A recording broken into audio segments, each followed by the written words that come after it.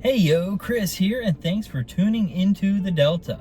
I'm back in the Delta Mobile for this episode because, well, I told you, once you put things on a PC, you start adding a bunch of components, and, well, my shit was not working properly. So, we adapt, we overcome, and continue on. But in this episode, we are going to talk about the 5 takeaways from the Spanish Grand Prix. And it was definitely a fun, little, interesting race. Tons of little tidbits and information you could get from the video. We can first start off with the Voodoo Wheel, and that is going to be left up to you. It spun on McLaren, and it certainly didn't hit him that hard. I mean, Lando still got points, Piastri got points. However, Lando did get on pole, but didn't get the race victory. Had a pretty poor start on launch. And Piastri just didn't have a very good Q3 in qualifying. So it's up to you to decide. Did the Voodoo Wheel really strike down hard on McLaren? Because it certainly didn't do it like they did to Red Bull in Monaco, and certainly not as hard as it did to Ferrari in Canada. So maybe it's just a stalemate. We'll call it a tie. McLaren could have done better, but they still did pretty damn good, right? But anyway, let's just get to some other information. I like to talk about the midfield because the midfield does exist in the race, and maybe the 5 things that we will discuss don't necessarily cover the back markers and midfield cars. So just a quick breakdown. It looks like Aston Martin just doesn't have it this year. They can't figure anything out. They're slow as can be.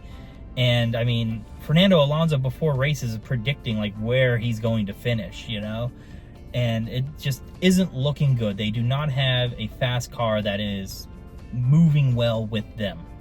And then RB was very, very bad, surprisingly bad, because they've just done so well, like for their standards, and be consistent. And Yuki's done so well all season long, and they were there in the back of the field. Alpine proved me wrong again. They both scored points. I thought they were just going to not show up this weekend, and they certainly did. They found a way in a race where there were no DNFs, and to come in P9 and P10, I think Alpine has come a long way since the very first race of the season. Then you got Kick. I mean, they performed decently by their standards, especially Zhao Guanyu, who finished, I think, 13th. Pretty good performance by him overall. Bottas, I think, felt like there was more to be had, but overall, given a Kick car, not too bad. And then Haas just kind of existed. Nico Hülkenberg did better than Magnussen, and Magnussen got the 5-second penalty there. It's just, they weren't great, obviously. They didn't get any points or anything, but they didn't do bad. They were just there. They just raced around a racetrack. And then Williams just didn't show up at all. It was almost embarrassing how bad they did. Albon was complaining the entire time, and he stated that he's like, it's a eye opener for the team on how poor they did. And Logan Sargent, I mean, I looked at his intervals there, and at one point it was 19 seconds. And that's not 19 seconds behind the race leader. That was 19 seconds behind P19. That is atrocious. I mean, a large part of that is definitely Logan Sargent not being the world's greatest race car driver, but I'd say a larger part of that has to come down to Williams not putting a good car together for the race. But that's the midfield and back markers. Let's get into the 5 things that we can take away from the Spanish Grand Prix. Number 5. I think Barcelona offers a very different race style and an overall race experience, and that would be boiled down to one word, and I would say strategy. And it's not that like the other circuits don't require strategy, but it seems like at the Spanish Grand Prix, it exemplifies it more. Tire strategy matters. Pit stop timing matters. Tire conservation matters. You know, when and how and where you decide to get your clean air versus dirty air has to be picked out and chosen correctly to keep the car in tip-top shape. You know, choosing when and where to overtake. It's just way more strategic. And I don't necessarily think that's a bad thing. I think we all enjoy a race that has, you know, the speed, the power, the momentum, in-your-face driving. Those are super exciting races, edge-of-your-seat type of thing. But every once in a while, if you get a race that needs to be won on the pit wall, I think it's a nice change of pace. But now moving on to number 4. Lando had a great race, but Max Verstappen had a better one. Lando Norris admitted he lost the race on the start. Basically didn't get a great launch and didn't do a good job recovering. So the result was a P2. While Max Verstappen seemed to be flawless, at least on his end, I will say the Red Bull car still isn't that car that we saw from Bahrain. It's just he managed to handle that car appropriately. And again, going back to, you know, the first take there, like, Red Bull put together a very good strategy for Max Verstappen, and it worked out. Lando pushed hard there in the last stint in the race, and he was catching up to Max, which is very optimistic and uplifting for McLaren to know that they probably have the fastest car right now. But it's just the little mistakes here and there, and that adds up when you're racing against a guy like Max Verstappen who makes very, very minimal mistakes. Number 3, Mercedes is back. I said if Mercedes comes to play in Spain, they were going to be the thorn in the side of McLaren and Ferrari. And this week, Mercedes took very valuable points away from Ferrari. Ferrari seemed flat. Mercedes seemed on point. And Hamilton gets a 3rd place podium, followed by the 4th place spot by George Russell. The Mercedes results don't just look really good for Mercedes. They end up helping out Red Bull significantly. Because they're taking those points away from Ferrari this race, but potentially McLaren in another race, they're able to widen the gap as Max Verstappen continues to win races. But then McLaren can look at this weekend's race and say, that's great that Mercedes did awesome because we scored a lot of points this week and Ferrari didn't score near as many points, and they took those points away from Ferrari. Mercedes took points away from Ferrari, so that gap tightens. So now they get to go to Austria with even more incentive to push hard and do better in hopes that they're better than Mercedes, but Mercedes is better than Ferrari. Number 2, Ferrari disappoints. As your certified American Tifosi, hope that's not offending the real Tifosi in Italy, I approached this weekend with a lot of optimism, especially after I saw the practices. I thought, wow, look at the Ferraris go. They figured something out. Sainz is looking elite out there. And on top of that, Fred Vasseur seemed very optimistic about the upgrades that were getting brought into this race. And if old Freddie there is in good spirits, then I'm feeling good. That's how I was feeling come Thursday and Friday and most of Saturday.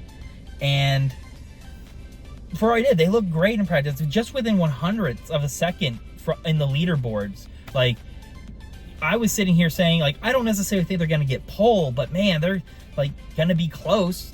We should at least see one Ferrari on the podium, right? But that was the extent of my optimism once we got through qualifying.